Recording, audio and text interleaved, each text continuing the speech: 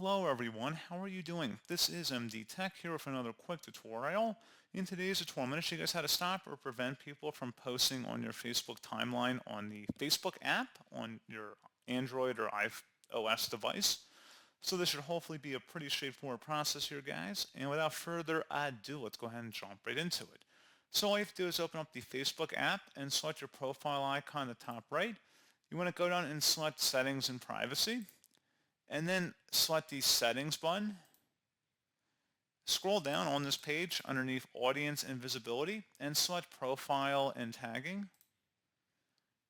And now that we are on here, you want to select where it says who can post to your profile.